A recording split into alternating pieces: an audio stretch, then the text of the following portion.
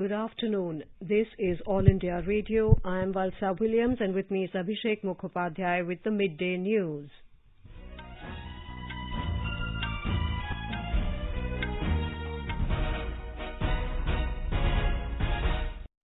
The headlines. Prime Minister Narendra Modi addresses the plenary session of Eastern Economic Forum in Russia virtually. External Affairs Minister Dr. S. Jaishankar says India will engage with all the 27 European Union members on Indo-Pacific to hold bilateral talks with his Croatian counterpart today. Mullah Baradar, head of the Taliban's political office, likely to lead new government in Afghanistan. Finance Minister Nirmala Sitharaman chairs 24th meeting of Financial Stability and Development Council in New Delhi. Home Ministry extends stay stipulation period of foreign nationals stranded in India due to COVID-19 till 30th of September. Over 67 crore 9 lakh COVID-19 vaccine doses administered in the country so far. Recovery rate stands at 97.45%. One-day special session of Punjab Assembly dedicated to 400th Prakash Parv of Sri Guru Tegh Bahadur is being held today. At Tokyo Paralympics, Praveen Kumar bags silver medal in men's high jump. Avni Lekhra wins bronze medal in 50-meter air rifle event. Youth Affairs and Sports Minister Anurag Singh Thakur felicitates 4 Paralympic medalists in New Delhi. And in cricket, England to resume first innings against India at overnight score of 53 for 3 on day 2 of 4th Test match in London.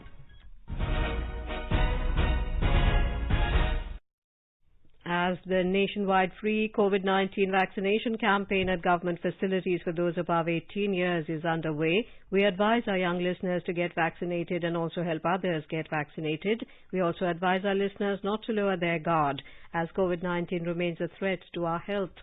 Please stay at home unless it is essential to go out and continue to follow these 3 simple steps. Wear a face mask, maintain 2 gaz ki doori for social distancing, focus on hand and face hygiene. For any COVID-related information and guidance, contact national helpline numbers 011-2397-8046 and 1075. And now the news in detail. Prime Minister Narendra Modi has said that India-Russia energy partnership can help bring stability to the global energy market. India-Russia energy partnership can help bring stability to the global energy market. My Minister of Petroleum and Natural Gas, Mr. Hardip Puri, is in Vladivostok to represent India at this forum. Indian workers are participating in major gas projects in the Amur region. From Yamal to Vladivostok and onward to Chennai, we envisage an energy and trade beach. I am happy that the Chennai-Vladivostok Maritime Corridor is making headway. This connectivity project, along with the International North-South Corridor, will bring India and Russia physically closer to each other.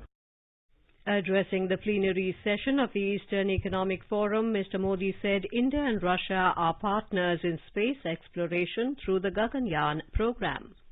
Today, I am delighted that one of India's biggest shipyards, Mazagon Docks Limited, will partner with Zvezda for construction of some of the most important commercial ships in the world. India and Russia are partners in space exploration through the Gaganyaan program. India and Russia will also be partners in opening up the Northern Sea route for international trade and commerce. Friend, the friendship between India and Russia has stood the test of time. He said India and Russia have been jointly working in many energy projects. The Prime Minister highlighted that India's biggest shipyards, Mazagon Docks Limited, will partner with Zvezda for the construction of some of the most important commercial ships in the world. Mr. Modi applauded President Putin's vision for development of Russian Far East. He said India will be a reliable partner for Russia in realizing this vision. The Prime Minister recalled that in 2019, when he had visited Vladivostok to attend the forum, he had announced India's commitment to enact Far East policy. saying Vladivostok is truly a sangam of Eurasia and Pacific. Mr. Modi said in Indian history civilization, sangam has a special meaning. External Affairs Minister Dr. S. Jaishankar, during the meeting of the European Union Foreign Affairs Council, has assured that India will engage with all the 27 European Union members on the Indo-Pacific. Dr. Jaishankar's remarks came during the panel discussion at Bled Strategic Forum that took place in Slovenia on Partnership for a Rules-Based Order in the Indo-Pacific. During the discussion, the External Affairs Minister said India seeks to strengthen its relations with the European Union while refuting the Western, non-Western binary. Slovenia had invited External Affairs Minister to attend an informal meeting of the Ministers of Foreign Affairs of European Union member states. Slovenia currently holds the presidency of the Council of the European Union. Dr. Jaishankar reached Ljubljana yesterday on the first leg of his three-nation visit to Slovenia, Croatia and Denmark. Earlier in the day, the External Affairs Minister called on President of Slovenia, Borut Pahor. They discussed key challenges facing India and the European Union. He also held bilateral meeting with the Foreign Minister of Slovenia, Dr. Anze Logar. Both ministers exchanged views on Afghanistan and the Indo-Pacific. During his visit to Croatia today, the External Affairs Minister will hold bilateral talks with his Croatian counterpart Gordon Grilic Radman. Dr. Jaishankar will be on a two-day visit to Denmark from tomorrow, where he will co-chair the fourth round of the Indo-Danish Joint Commission meeting with Danish Foreign Minister Jeppe Kofod. The Ministry of External Affairs said Dr. Jaishankar's visit will provide an opportunity for reviewing the progress in the bilateral ties with the three Central European countries and for strengthening the multifaceted relationship with the European Union. Finance Minister Nirmala Sitharaman is now chairing the 24th meeting of the Financial Stability and Development Council, FSDC, at Vigyan Bhavan in New Delhi. Senior officials of the Finance Ministry are also present in the meet. With a view to strengthening and institutionalizing the mechanism for maintaining financial stability, enhancing inter-regulatory coordination, and promoting financial sector development, FSDC was set up by the government as the apex-level forum in December 2010. India and US have signed project agreement for air-launched unmanned aerial vehicle.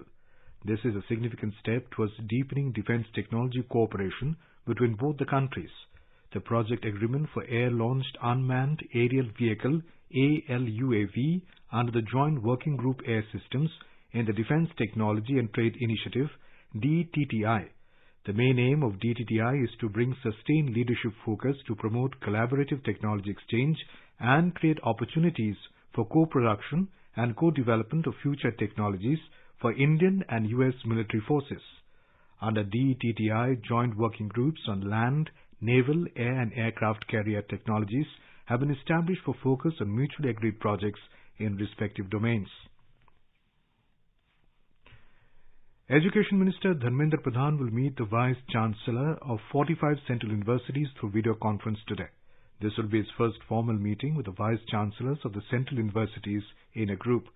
Discussion will be held on several important aspects, including implementation of the National Education Policy 2020, Academic Bank of Credit, Multiple Entry-Exit System, Open and Online Education, Glue Grant for Educational Institutions, and start of academic session 2021-22. Discussion will also be held on steps to fill up the backlog vacancies of teachers of SC, ST, OBC and EWS categories and on the celebration of Azadi Ka Amrit Mahotsav. In Afghanistan, efforts are on to form a new government. According to Reuters news agency, Mullah Abdul Ghani Baradar, head of the Taliban's political office, will lead the new government. He is likely to be joined by Mullah Muhammad Yaqub, the son of late Taliban founder Mullah Umar, and Sher Muhammad Abbas Tanikzai. Mullah Baradar, one of the co-founders of the Taliban, was captured in 2010 by security forces in the southern Pakistani city of Karachi. Later, he was released in 2018. The agency report said more than 2 weeks after the Taliban took control of the country, a new cabinet is expected in Afghanistan today. Meanwhile, the fighting between Taliban forces and fighters loyal to Ahmad Massoud continues in Panjshir Valley. Each side said it had inflicted heavy casualties. Panjshir is the last Afghan province resisting rule by the Taliban. The Central Bureau of Investigation carried out searches at 19 locations in connection with alleged manipulation of the 2021 JEE mains examination by a private institute, Affinity Education Private Limited, and its directors. After the examination was over, the CBI team swooped down at 19 locations in Delhi and NCR, Pune, Jamshedpur, Indore and Bangalore. The searches led to recovery of 25 laptops, 7 PCs, around 30 post-dated checks along with voluminous incriminating documents and devices. It was alleged that the directors, in conspiracy with other associates and touts, were manipulating the online examination of JEE mains. CBI sources said the institute directors were facilitating aspiring students to get admission into top NITs in consideration of huge amounts by solving the applicant's question paper through remote access from a chosen examination centre in Sonipat in Haryana. Several people are being questioned and the investigation is continuing. Minister of State for External Affairs Meenakshi Lekhi will embark on a 6-day official visit to Colombia and New York from tomorrow. This will be her first visit as the Minister of State. During her visit to Colombia from the 4th to the 6th of this month, Ms. Lekhi will call on the top leadership of the Latin American country.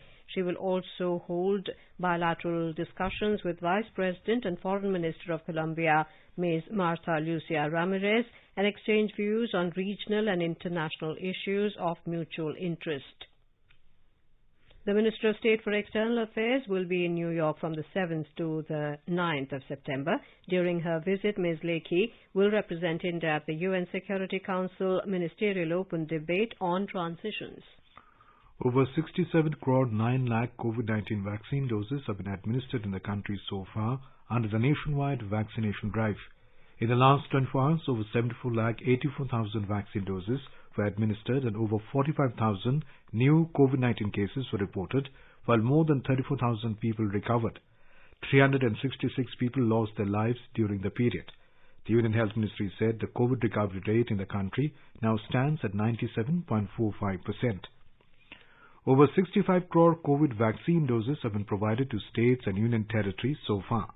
These vaccines have been given through the central government free of cost channel and direct state procurement category. More than 1 crore 20 lakh doses are in the pipeline.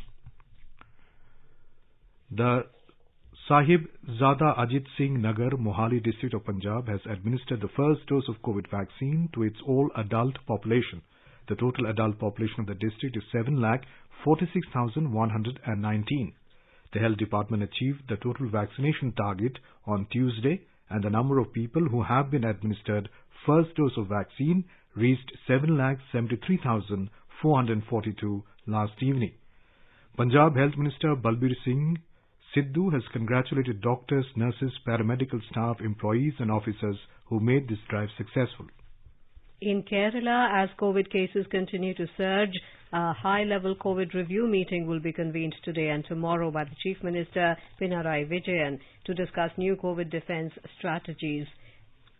Kerala confirmed 32,097 new positive cases yesterday. The test positivity rate is 18.41%. Over 240,000 is the active COVID caseload in the state now. International passengers arriving in Mumbai from a few countries will have to undergo an RT-PCR test at arrival from today.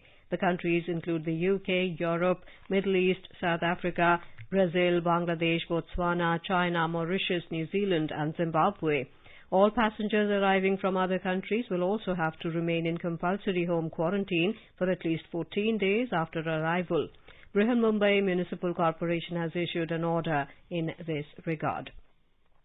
Maharashtra's Deputy Chief Minister Ajit Pawar has reiterated that the state government is not planning to increase curbs due to the pandemic ahead of the Ganesh festival. All Ganesh Mandals have agreed to celebrate the festival following all COVID protocols and guidelines issued by the government.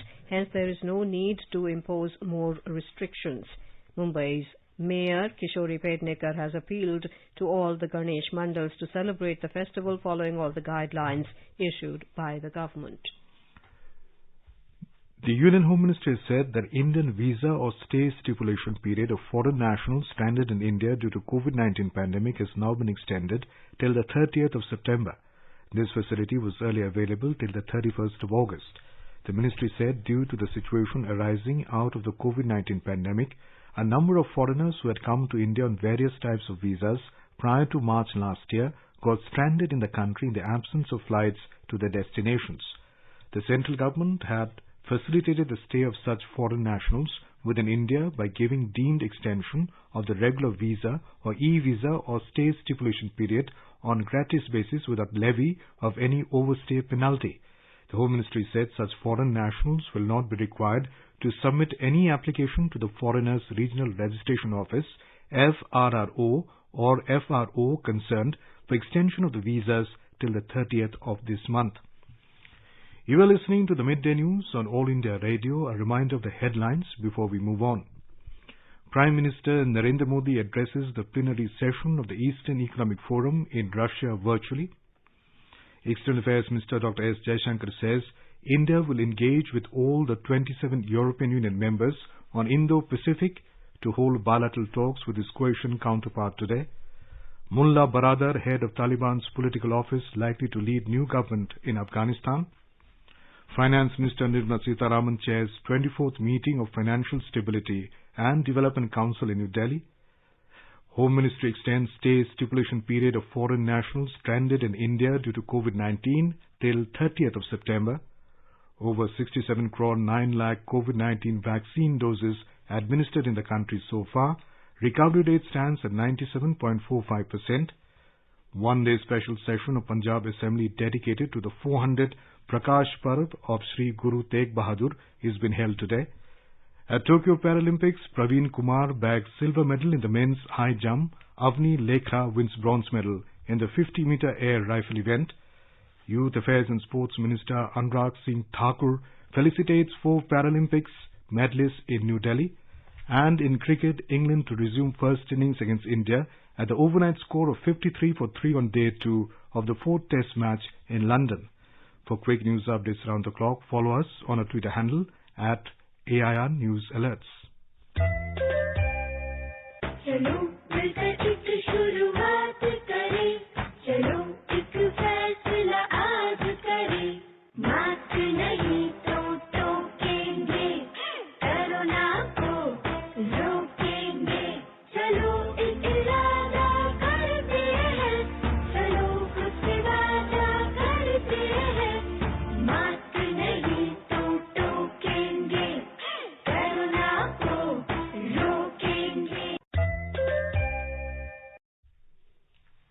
Welcome back to the Midday News on All India Radio. The 5-day monsoon session of the Jharkhand Legislative Assembly began at 11 a.m. today. Before the commencement of the proceedings of the House, tributes were paid to the deceased members and to those who lost their lives due to COVID-19 by reading condolence messages.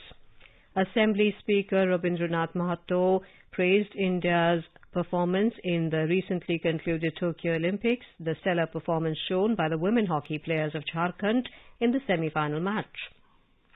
Thereafter, a certified copy of the ordinances promulgated by Governor Ramesh Bais, including the employment of local candidates of the State Bill, Jharkhand Electricity Duty Amendment Bill, Jharkhand Regional Development Authority Amendment Bill, and Jharkhand Motor Vehicle Taxation Bill were laid on the table. The one-day special session of the Punjab Assembly dedicated to the 400th Prakash Parv of Sri Guru Tegh Bahadur started today with paying tribute to eminent personalities, including freedom fighters, army men and athletes who passed away after the last session. Speaker Rana K.P. Singh read the obituary references. Uttar Pradesh government is going to spread the message of freedom fighters with performance of special Kathak Baili and paintings in the programs of Azadi Ka Amrit Mahotsav series. Principal Secretary Culture and Tourism Mukesh Meshram told AIR News that special museums are iconic programs scheduled in the celebration. Uttar Pradesh में आजादी के अमृत महोत्सव पर 75 जनपदों में 75 कार्यक्रम हम आयोजित करने जा रहे हैं और उसके अतिरिक्त 6 आइकॉनिक कार्यक्रम होंगे जो अलग अलग जनपदों में होंगे। ऐसा वर्ष है जिसमें हमको जनता को भी जोड़ना है और युवाओं को भी जोड़ना है। इसके लिए हम लोगों ने कथक बैले तैयार किया है। इसके अतिरिक्त जो कलाकार हैं, पेंटर्स हैं, उनका एक बहुत बड़ा जमावड़ा जो 1857 से लेकर के 1947 तक और 1947 से लेकर के आज तक के पूरी यात्रा को, इस पूरे संघर्ष गाथा को कैसे प्रस्तुत करें चित्रों के माध्यम से, ये एक बड़ा आयोजन करने जा रहे हैं। As the nation celebrates the 75th year of independence, a series of events is been organized by the government as part of Azadi Ka Amrit Mahotsav. Let's listen now to a special program, Azadi Ka Safar. आजादी का Amrit Mahotsav.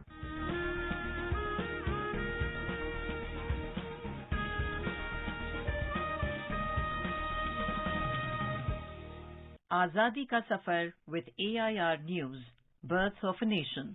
India's glorious freedom struggle is one of the greatest movements the modern world has ever witnessed. AIR News brings you a glimpse of the struggle every day.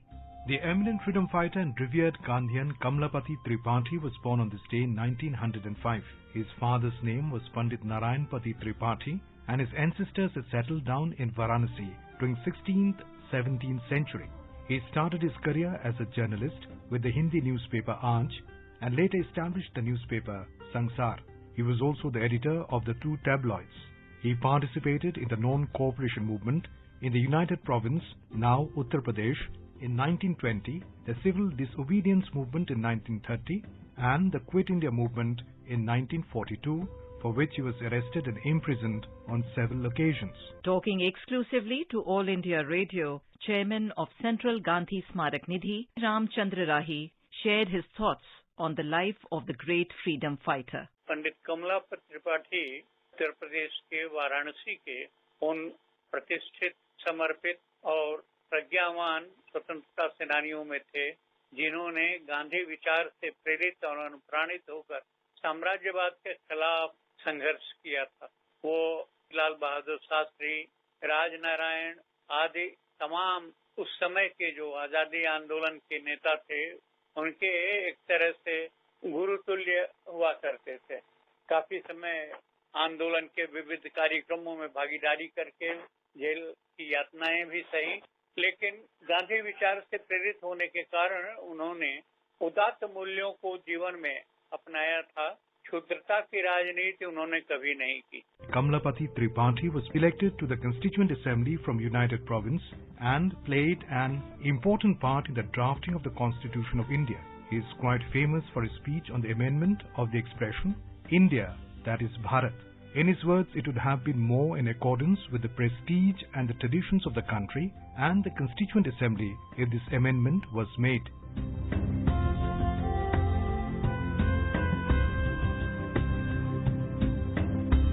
After independence, Kamlapati held various portfolios in the state government. He became the Deputy Chief Minister of Uttar Pradesh in 1969 and later the Chief Minister of Uttar Pradesh in 1971 and remained in chair for 2 years.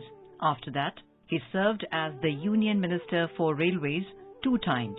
He carried the distinctive image of a courteous, dignified and principled politician. He was totally committed and devoted to the field of journalism and Hindi. He advocated for including journalism as a course in graduate and postgraduate level. The Department of Journalism and Mass Communication at Mahatma Gandhi Kashi Vidyapeeth was established in 1945 by him.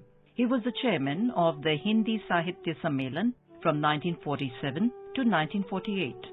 Kamlapati's notable works reflect his sustained love for Gandhi, including Bapu Aur Bharat, Bapu Aur Manavta, and freedom movements and afterward.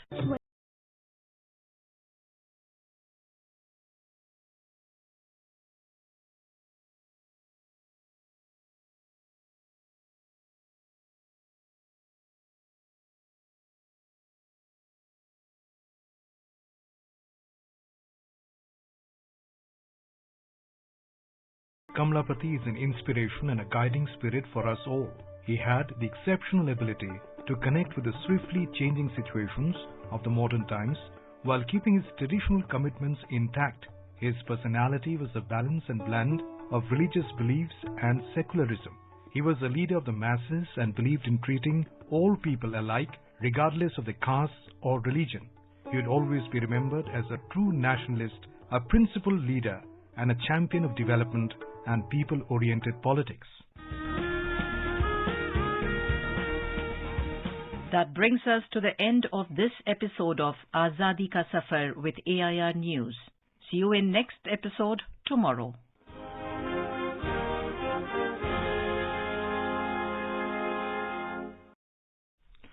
As part of the Azadi Ka Amrit Mahotsav, All India Radio will broadcast a program today on the iconic theme song of Netaji Subhash Chandra Bose, Indian National Army, Kadam Kadam Barahe Ja. It will go on air at 4:45 p.m. today in the program Parikrama.